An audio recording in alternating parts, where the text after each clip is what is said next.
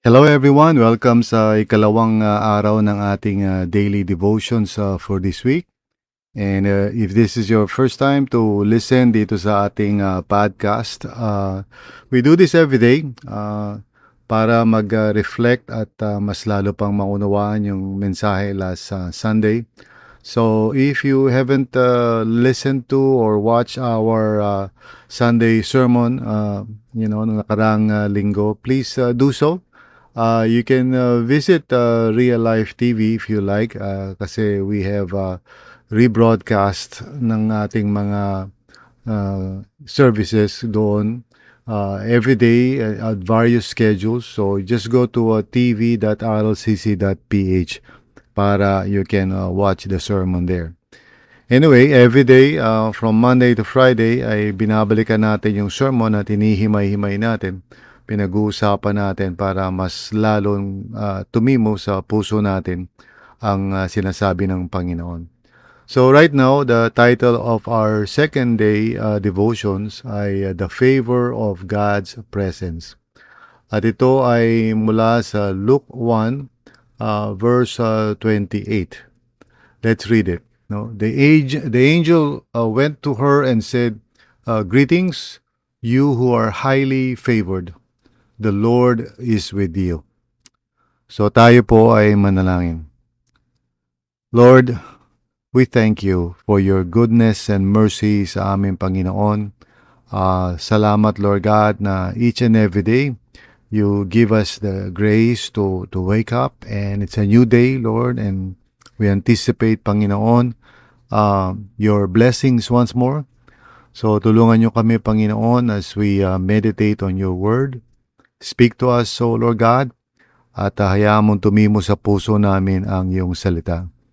Maraming salamat, O Lord. We thank you and we praise you in Jesus' name. Amen. Basahin po natin ang ating devotions for today. Before Mary knew what God would ask of her, she was assured of one thing: the Lord is with you. This was not a promise of comfort, but a declaration of presence.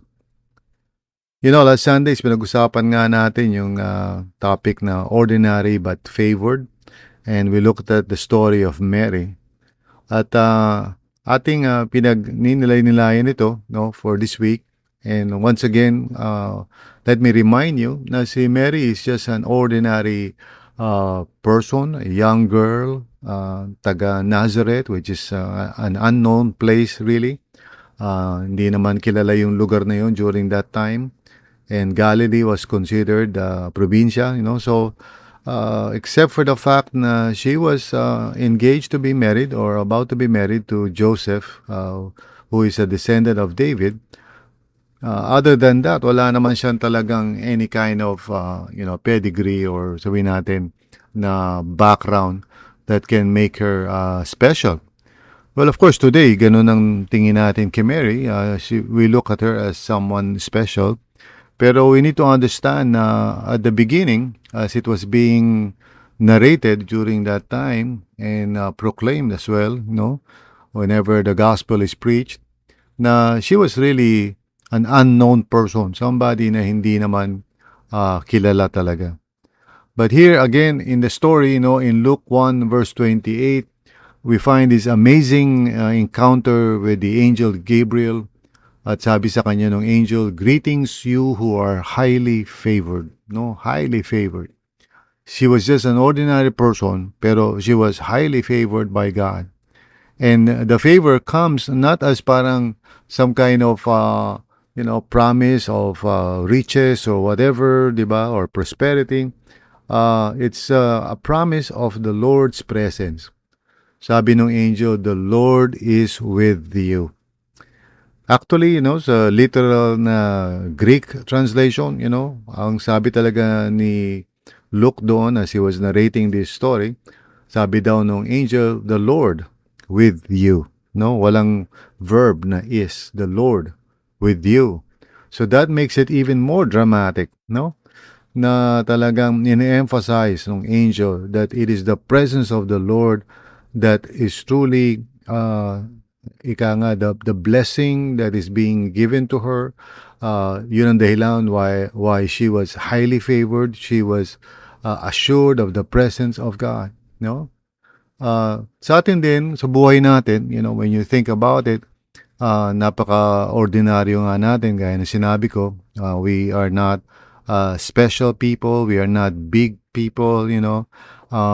Karamihan sa atin, we are just, the typical run-of-the-mill kind of person, just doing our own thing, living our own lives, nothing to be boastful about, no? Siguro, except for a few, siguro, meron tayong mga pwedeng ipagmalaki, pero by and large, we are just simple people. And like Mary, we can actually think in a way na parang, well, sino ba naman ako, di ba? And what would God do with me? Again, we are seeing once more yung katotohanan that God works with ordinary people like you and I, like Mary, and God truly wants to assure us of His presence. Yun ang greatest gift natin sa lahat. That makes our life really special. Not because of anything about us or anything na masasabi natin na pwede tayong magdahilan that we can be proud of. Hindi po, no? Ang ating blessing talaga is the presence of the Lord in our lives, which He has promised, and we know it is true kasi we have the Holy Spirit living in us, no? So God's favor is not primarily about ease or success. So this is not a prosperity gospel, we're not saying now, okay, the Lord is with you, so yayaman ka. That's not the point, okay? It is about His nearness. So when God is with us, we have everything we truly need, even when the road ahead is uncertain. And this is so true in the case of Mary, kasi she's about to suffer a lot, as the boy Jesus, of course, is ushered into the world and he grows and he starts his ministry. Mary would be experiencing a lot of trials in her own life. In fact, yun ang sinabi sa kanya, when they went to the temple, okay, na her heart pala rather would be pierced, okay. So tunay nga na she was going to go through a lot of suffering as the mother of Jesus because of what Jesus would be doing, in his ministry as the Messiah. So anyway, ang point natin dito is that yung presence ni Lord does not mean everything will just be all right sa buhay natin. Walang problema, walang challenges, walang trials. Rather, it means that God is assuring us that He will be with us and He will never leave us nor forsake us. And that makes our life truly meaningful and special. Sabi nga ni Dallas Willard, we are perfectly safe in God's great universe, not because of anything about us, but because of the presence of the Lord. The Holy Spirit is poured out sa atin, when we put our faith in Jesus as our Lord and Savior, and therefore the presence of the Holy Spirit gives us the assurance, that we are safe in His great universe. So, hindi po tungkol sa kayamanan ito, Tungkol ito sa abiding presence ni Lord sa buhay natin. And remember, like I said, pag tayo ay may pinagdaraanan, pag may mga problema, halimbawa kung nagkasakit tayo, it's so reassuring that there is someone with us, di ba? At the same time, siyempre nakakalungkot when no one is with us during our time of need. But here's the promise of the Lord. He will always be with us. He will never leave us nor forsake us. And He has given His Holy Spirit. He has poured out His Spirit into our hearts so that we may always be assured of His love. Purihin ang Panginoon.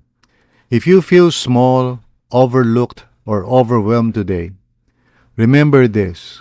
God's presence in your life gives you worth beyond anything the world can offer. This is our greatest blessing, mga kapatid. If you're listening right now, the Lord is with you. And that should assure you of your value and importance in the world because God truly cares for you. Okay? Again, it's not about you, you know. When I say that, nagkakaroon tayo ng meaning and purpose, it is not in a selfish way.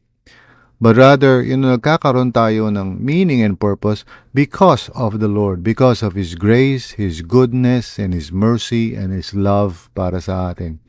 That's why we can say nothing can separate us from the love of God that is in Christ Jesus our Lord.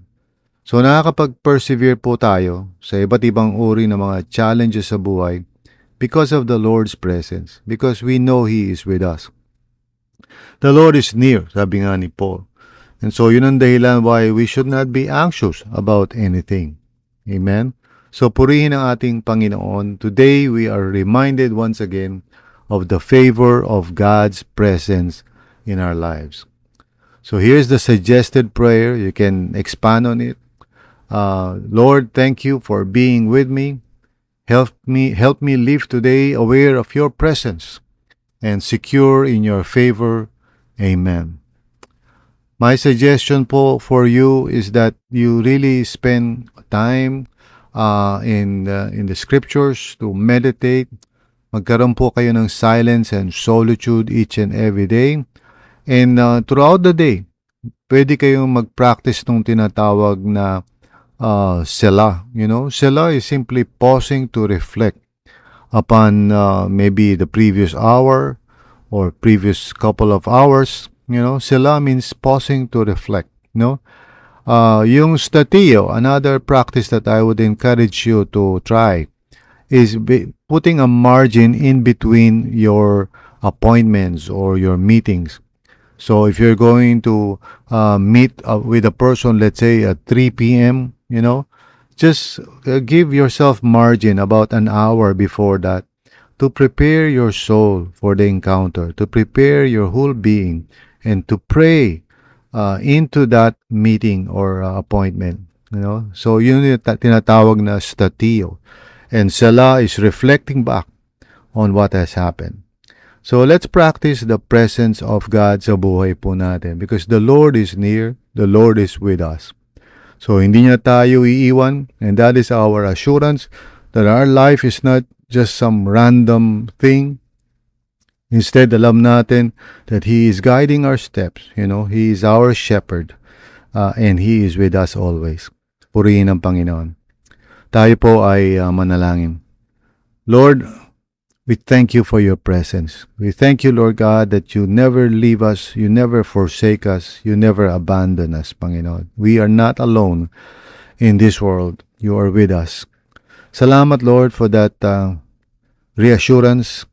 Thank you, Lord, for your promise that we do not live our lives here on earth na parang mga orphans.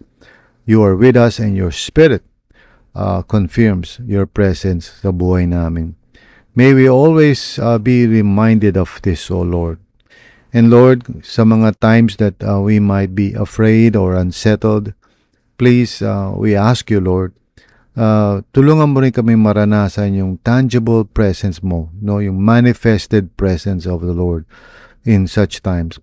Maraming salamat, Father. We give you praise. Thank you, Lord. In Jesus' name, amen and amen.